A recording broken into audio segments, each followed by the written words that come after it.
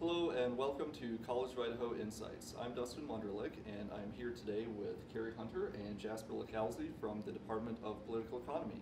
Today we'll be discussing Obamacare, and we talked about Obamacare and the upcoming Supreme Court case back a few months ago. And Kerry, you made a prediction about what the outcome would be, and you got it a little bit wrong. So do you want to talk about that? What you got wrong, and maybe some of the reasons for it? Yeah, I think I should talk about it, why I got it wrong, just as I think weathermen should tell us why they got it wrong whenever they do, and they don't. But I mean, this is an informative setting. So you have a 3-degree guararantee, you have a 3 justice guarantee. This is an informative setting, and we should examine it. And I think what I really miscalculated was the power of the rhetoric for the conservatives that making people buy health care is going beyond regulating commerce. It's not commerce when there is nobody, when people aren't buying anything.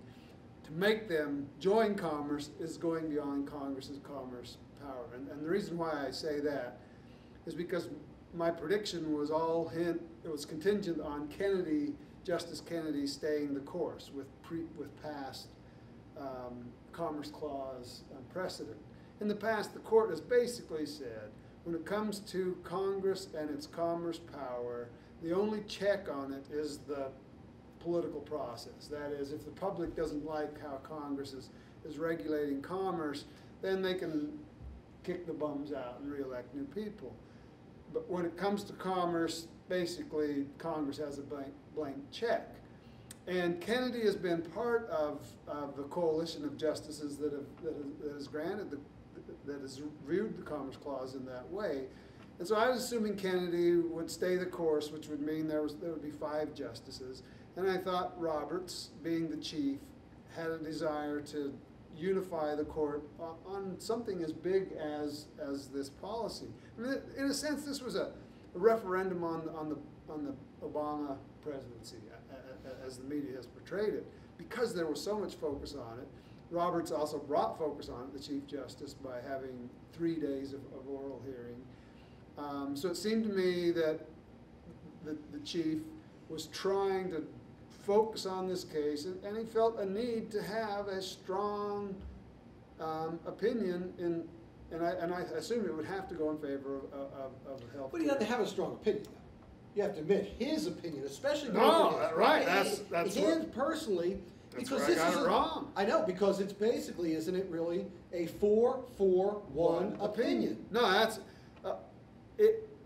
I again was assuming, and Roberts said when he first got on the court that he believed the court should speak more often with a unanimous voice. In my mind, Roberts had the right vision. He thinks when the court is operating with a case this important, they should speak with the moral authority of unanimity, if at all possible. I didn't think there was any way they were going to get Thomas, because Thomas has always been against the expansion of Congress's power through the Commerce Clause. But Scalia has ruled in favor of Congress. The only real limit that they've had before was it really has to have an effect on commerce. For example, there was Congress passed a law keeping kids from bringing guns to school. And the court said, you know, that's going a little far. That's really not connected to commerce. States can tell kids they can't bring kids to school. Can't bring guns. Or guns to school. But Congress can't. So it just seemed like if they were consistent at all with their previous Commerce Clause rulings, there would be a strong support for it. But as we saw, And again, I think much of the media has missed a good deal of this. That it's really a 5-4 decision also against the Commerce Clause. Yeah, it is. There's 4 justices say yes, this is acceptable under the Commerce Clause. There's 4 that say it doesn't, and then there's. And Roberts is part of that 4 that says it doesn't. 5. Or 5. Yeah, right. He's with the other 4 right. that says it doesn't. The only thing where there's the 5 that everyone make a big deal is saying that it is constitutional, but they have 2 different reasons. Reasons. And so when it comes to, I find it interesting with Mitt Romney. He says, well, we have to go along with the court because the court says it's a tax. No, Roberts is the only one who says it's a tax. The other 8 do not say it's a tax. He is the only one that says it's a tax. They make it sound like the 4, quote, liberal Democratic appointees all agree with Roberts. No, they only agree that it's constitutional, No, if you read not for his reasoning behind it. If you read the opinions, it's really quite fascinating. You have the chief who's writing his own opinion that's called the court opinion, but you have 2 groups of 4 who spend the bulk of their time writing opinions that are attacking the chief. So he may have wanted a unanimous court. He may have wanted at least. He has an 8-1 ruling, 8 against But him. he's got. So I was right on the 8-1, but it's 8-1 against the chief, and yet, in the bizarre fashion that it works, the chief's opinion is the one that ultimately determined that Obamacare stands. But no, he failed us in terms of providing an opinion with any kind of moral authority. It becomes one of little picayune legal twists and turns that he makes to call this a tax. Nobody believes that. I can't believe any American really believes it's a tax, other than those who are wanting to believe the Republican rhetoric that Obama is raising taxes with this particular plan. But what I wonder is, what does this say about our nation? I mean, we all know the Supreme Court is manipulating words. We're going to go along with it. So, I mean, what does that say about a country? I mean, we're willing to be governed by lies, in a sense, to the extent that we think that, okay, this is okay. And I'm not really sure what it does say. Really, what strikes me, again, when I was thinking about this, a real monumental case, I think of Brown versus Board of Education, which again was unanimous. But also you read that, and the broad discussion. There's not much legalese in there. Right. I mean, no, hearts and minds of the children. Right? It's all about what's right. Right, exactly, and very little about what's legal or not. No, in fact, they struck down a law that was perfectly legal, right, because it was an immoral law.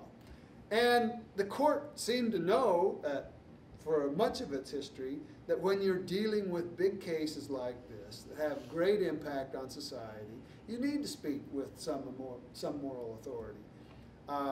When Chief Justice Marshall, John Marshall, very early in America's history, was first made chief, his predecessor didn't want to be reappointed. Why? Because the court had no authority, no power. And Marshall began trying to develop political capital for the court, and one way he did that was by having the court speak with one voice.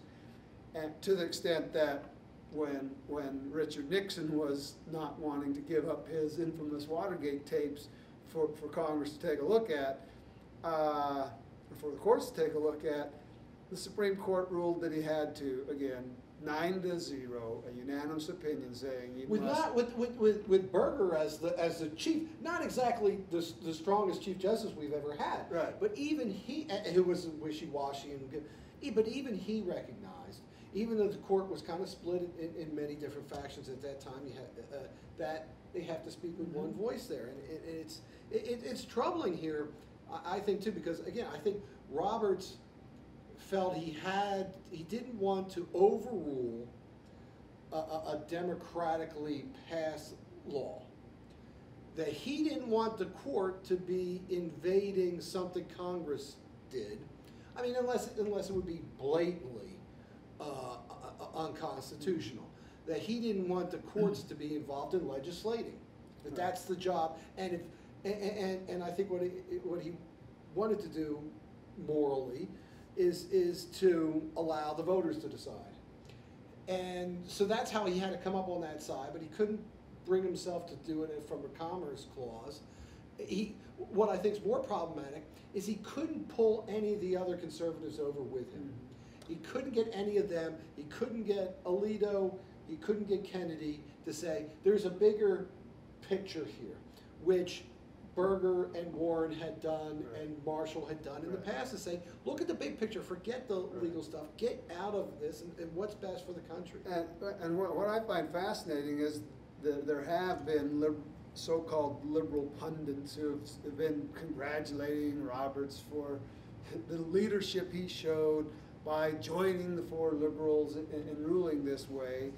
But I don't see him providing any leadership at all. In fact, yeah, if he should have picked one side or the other, and so he would have at least had four people agreeing with him. But he doesn't. And I agree with you. He couldn't bring any of the conservatives, and I think for two reasons. One, I think that conservative rhetoric that making people buy something. Broccoli. It's broccoli. Making people buy broccoli. A federal justice or federal judge in Florida, in one of the cases that was being that went forward to the court on this, had ruled if the Congress can make you buy insurance, they can make you buy broccoli. And so that's why broccoli became so infamous. But conservatives really bought into that idea that this is going way beyond anything Congress has ever done before. They're now making me buy something. And that rhetoric really stuck, which is kind of fascinating because initially this personal mandate idea was a so-called conservative idea. It comes from the Heritage Foundation. The idea Newt Gingrich was one of the big, and Mitt Romney too. The idea is that there's irresponsible people out there. Right. That there's people out there who, and from you look at it from an economic standpoint, they're free riders. Right. I'm not going to contribute, but I'm going to get what's out. So I'm not going to get insurance, but I know I can go to the emergency room. They're going to pay for it. The county indigent fund, whoever, or the hospital is going to cover that. So he said, what we have to do is these irresponsible people, and which is much more of a conservative, when you look at it from a traditional conservative standpoint, is much more conservative. They said, we've got to make sure that these people pay their fair share just like everybody else, and it'll be better for everyone else. Like I said, a much more classic conservative, we have to bring these people into society. We have to make them do what's best for the what is right for community. Right. We have, because they're not virtuous, we're going to make them virtuous. And I think part of the idea is not just, okay, we're going to force you to, but we're going to make you be part of the community. That you have to look out for what's best for everyone, not just for yourself. So the fascinating story, I think, of all of this is how the conservatives took that and then twisted the rhetoric around to now decide, no, this is Congress going way beyond the pale. We can't have Congress making people do this. And because of the power of that rhetoric, I think that's where Kennedy shifted. I mean, yeah, he can see this is where we've got to stop. Yeah. We've got to draw the line on the Commerce Clause. So you have the four conservative justices and Roberts, the five conservative justices, saying it can't. We got to draw a line on the Commerce Clause power. And then when Roberts comes up with his tax notion, again, the conservative, there's no. I mean, that seems like it's granting Congress a blank check. Oh, you can't call it commerce, but if you call it a tax, you can do anything. And so I can see why he couldn't pull any of the. Well, right, he couldn't pull him over with the tax idea. And he certainly couldn't get him on the commerce. Well, no, it's because you were saying he's trying to make a legal argument. He wasn't making a moral argument. He didn't say, oh, well, because this is more in the Constitution. What he should be saying, this isn't our job. Our job of the court is not to overrule which is another Democratic, it's another Newt Gingrich type idea and it's another Scalia, Thomas idea that you let the democratic process govern. So yeah, I find Thomas's opinion, Roberts' opinion to be really quite troubling. And again, for me, the big question is, what does it say about us as a country if the Supreme Court now looks just like Congress? They're squabbling over these partisan matters. No one seems to have the ability to rise up above the partisan squabble and say what is really best for the country. I mean, granted, Roberts sort of did that by joining with the four liberals and ruling in favor of the health care plan, but still, it was done in such a Well, and I think it's this change in the court we've seen, how they've become more, it sounds stupid, but they become more legalistic. They've become more constitutional, trying to parse different decisions just basically upon what's legal and not what's morally right. Mm-hmm. And they then they become just another political branch then. It's interesting about, and I think it's a type of people that you put on there, though I don't think it's, say, well, how bad the court is now. There have been bad courts. We've always had, right. There's a number of times you've had bad courts. I think one of the problems we're starting to have with the court is that each president wants to appoint someone and have a long legacy. So how do you do that? I'm going to appoint someone young. And they keep on appointing younger and younger. I mean, pretty soon we're going to have somebody just graduated from U of I Law School is going to be in there, just so they'll be there for a long time. And you don't get the people who have been around who are wiser. I think another problem with the court right now is who they bring in. They're all lawyers. Federal, not just lawyers, but all federal judges. Where's Hugo Black, who was a U.S. senator? I mean, why? Where Earl Warren, Chief Justice Earl Warren, who was governor. Right. I mean, not that you're going to put people who aren't lawyers in there, but that you're not putting people who understand something besides the law. Right. And I find that problematic too. But as soon as you would try to do somebody like that, even what Bush tried to do with Harriet Miers, she's unqualified. Right. Because she hasn't been on appeals court long enough. And to go back to the idea about making them younger and younger, now what you have to do is early in your presidency, you got to start appointing people to the appellate courts, very young, right, so that they'll be there, get a little bit of experience, so then you can appoint them to the U.S. Supreme Court.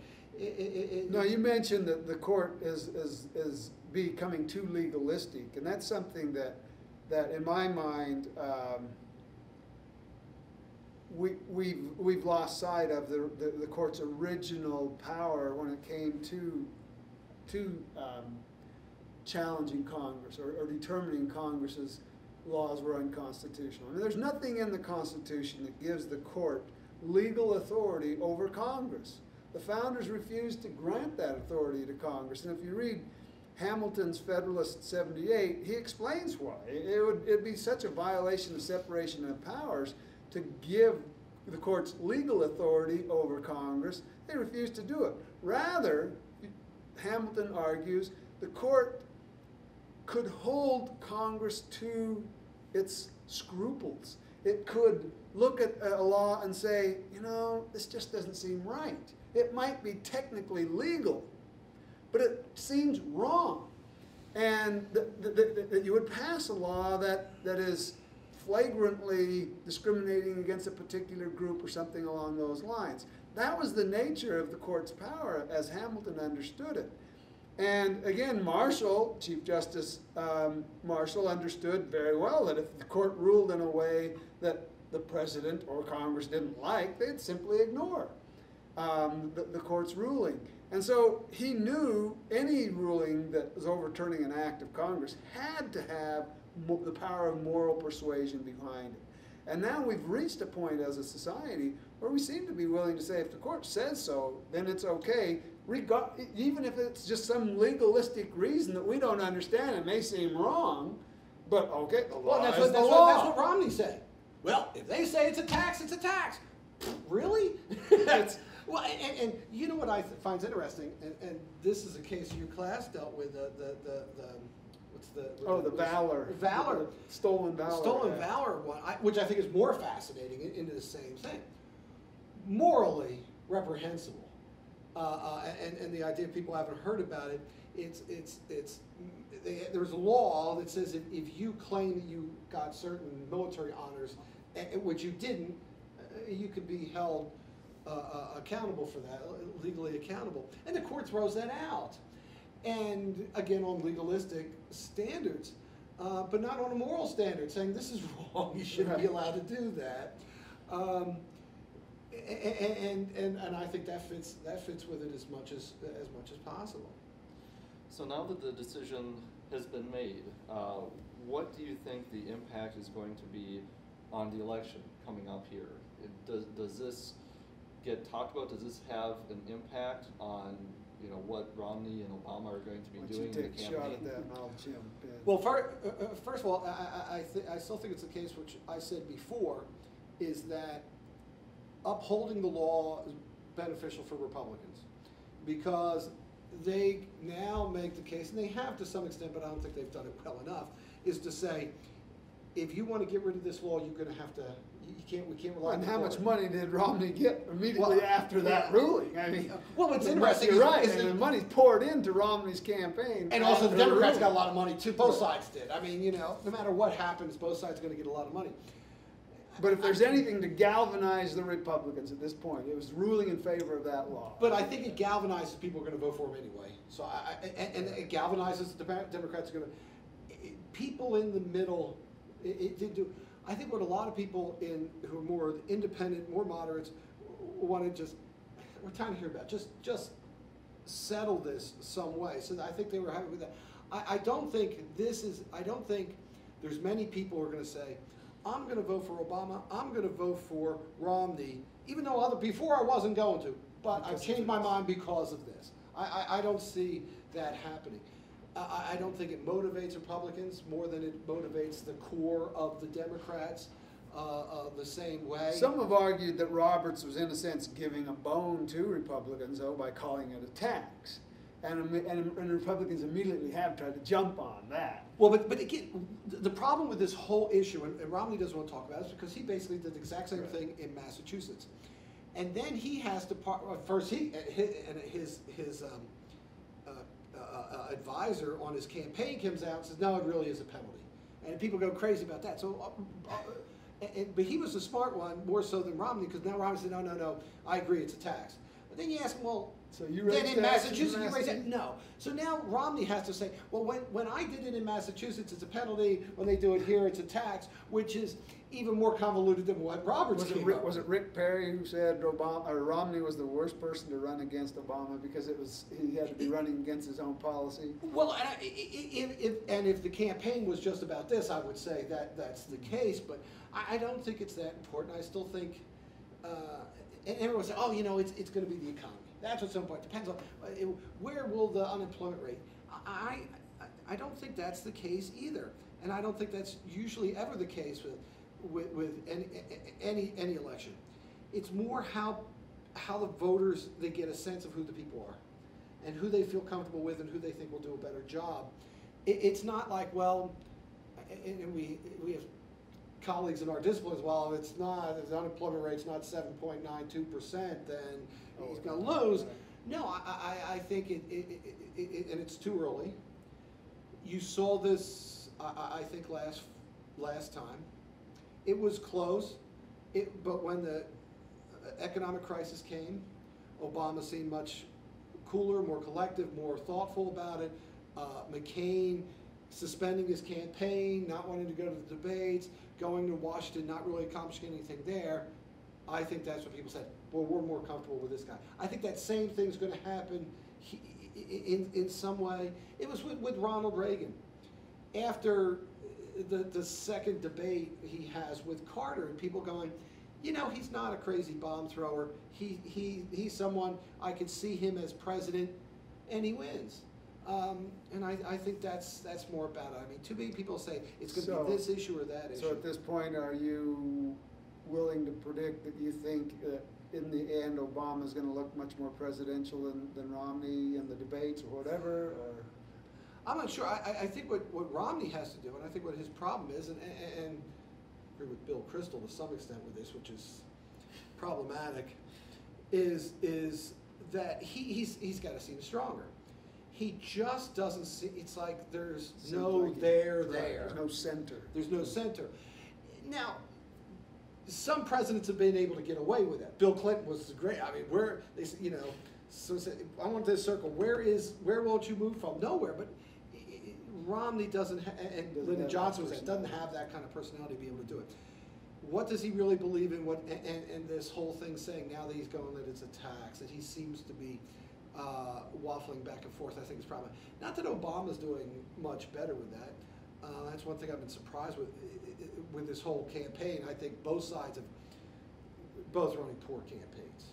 When you look at what Obama's campaign 4 years ago was like a machine. It's it because was it's pretty hard to run a campaign while you're being president. I mean, as a and, machine, and when the situation's not doing too well. Right. You know, again, just finished a book with Lyndon Johnson, 1964. It's pretty easy to be president when you just pass this tax bill that no one thought would be passed the Civil Rights Act, which is somewhat interesting because that Civil Rights Act was based upon the Commerce Clause, and you could argue that there's 5 votes on the Supreme Court now that would overrule the 64 Civil Rights Act. No, deciding who can come into my restaurant or not, that's not, Congress can't regulate that as commerce. But I don't think what's going on in the economy is helping Obama that much, but I think people are really looking for, as they did 4 years ago, we're kind of in a doldrums, what's gonna get us out of it? And I don't think either side sees it.